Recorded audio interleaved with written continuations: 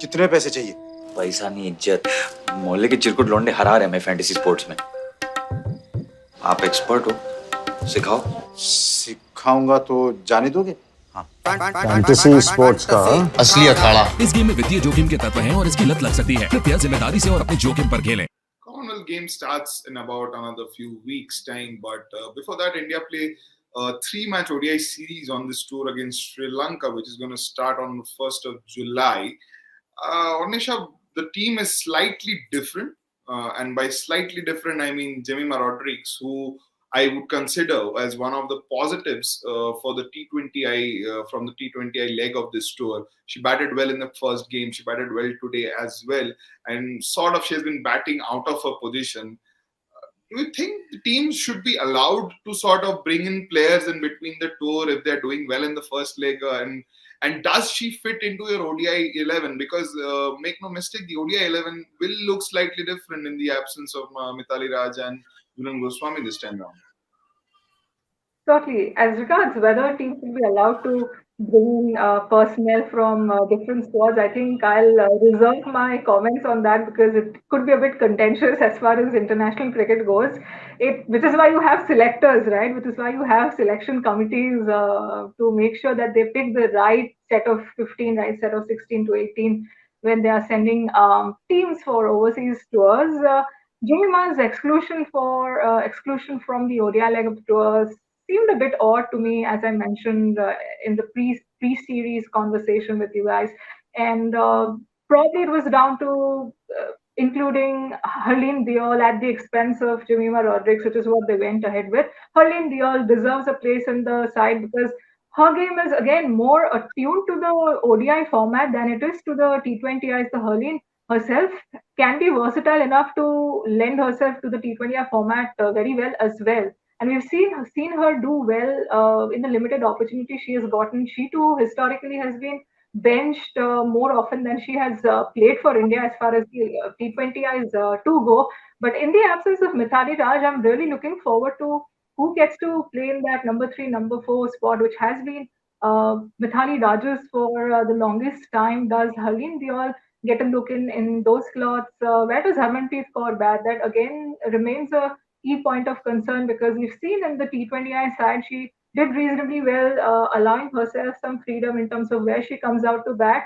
But in the ODI format, I think for Harmanpreet to be able to make most of her potential, which if you ask me on any given day, I would say she hasn't really done justice to her potential as a batter in the ODI format. Yes, she does immensely well in world tournaments, plays those mind-boggling innings as she does. There is the epochal 171 not out in the 2017 World Cup semi-final that we often go back to. It's going to be easily the best knock there has been in World Cup cricket, knockout cricket in women's, at least in the women's game. There are these comparisons with the great Kapil Dev and the 1983 World Cup victory of India men. But if you look at Harmanpreet Kaur, the pure batter who burst onto the scene as a 19-year-old in Australia, with the kind of promise she oozed at that point to how her career has panned out over the years, especially in the 50 over format, you would look at her statistics and say, no, this is not a player who's done justice to her potential. And maybe this is the juncture in her career now that she's the senior most batter by virtue of her age, her experience, and is marshalling the team ahead as the full-time limited overs skipper. She is in a position to script her journey the way she wants to, for the remaining part of her career. She's 33, 32, 33, maybe will go on to play for another 5 or 6 years. She's one of the fitter athletes going around. So if Harmanpreet Kaur has to salvage some part of her ODI career, and I use the term salvage intentionally because people might look at that 171 not out, the T20I World Cup 100 she scored against New Zealand in 2018 and all of that. But this is a player who has way, way more caliber than her stats testify to at this point. So the ball is in Harmanpreet's court right now, and no one else can call the shots in terms of what she does to her own fate as a pure batter, because Harmanpreet will go down as the captain who took India to the final of a T20 World Cup for the first time. Again, the 171 not out changed the complexion of women's cricket in India.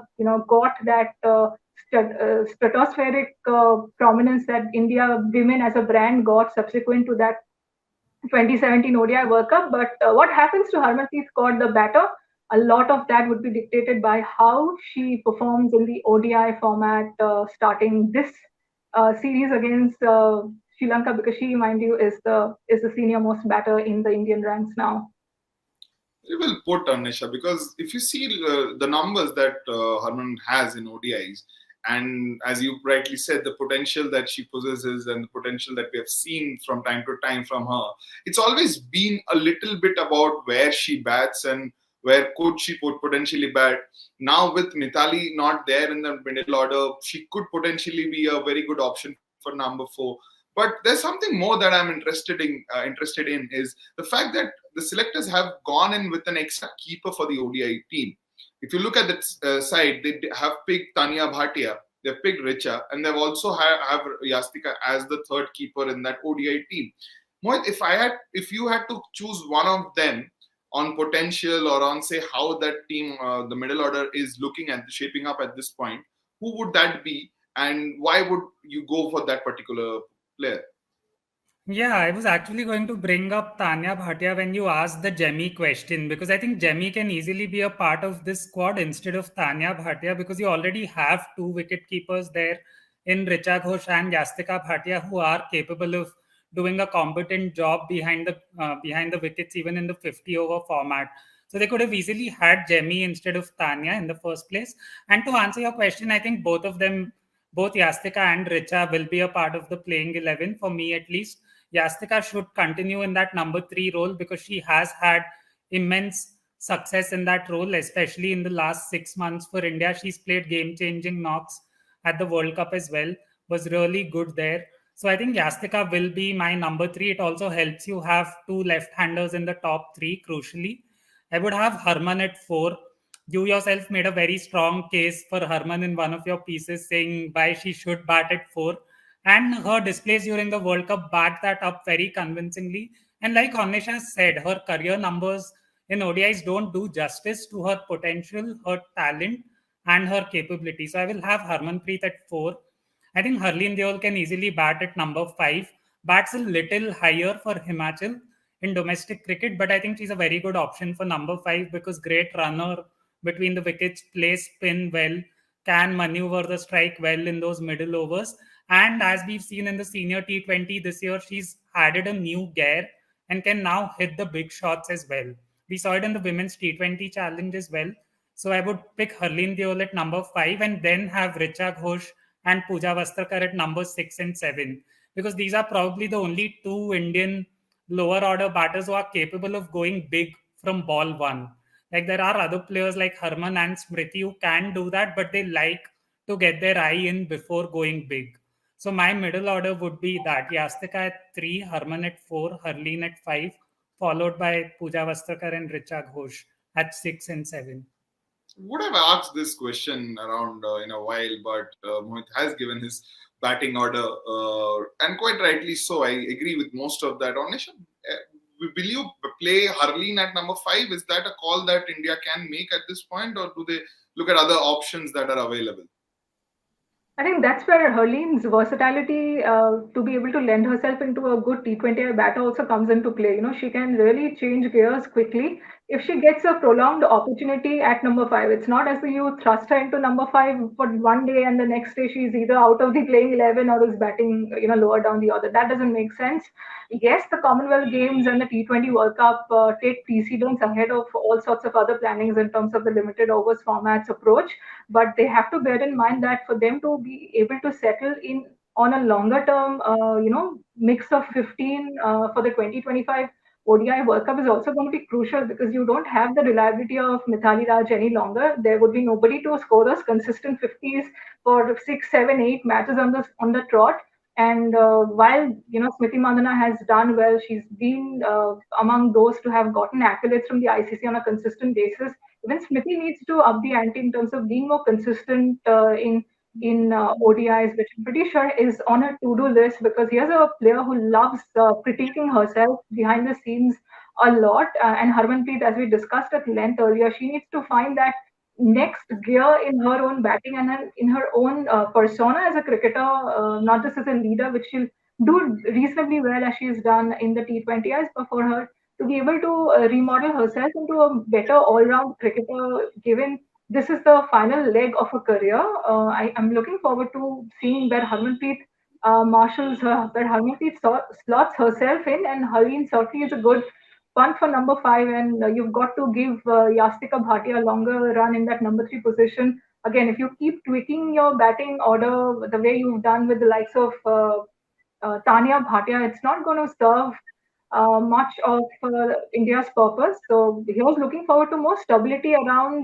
decision making. He was looking forward to more backing the players at specific positions, keeping in mind they have more wiggle room in ODIs than they have for T20Is at the moment. So the onus, the decision making has to look more well reasoned than it has in the recent past. Even in the World Cup, we saw, yes, there were those instances of players getting stuck in quarantine for longer periods of time, which did not quite help them zero in on a proper playing 11 for the World Cup during that New Zealand tour, New Zealand series. But they've got to bear that in mind, because eventually it did lead to India underperforming massively in the World Cup. They did not have clarity around who's playing at what position, what is the best 11 to field in the World Cup, which is why they got eliminated.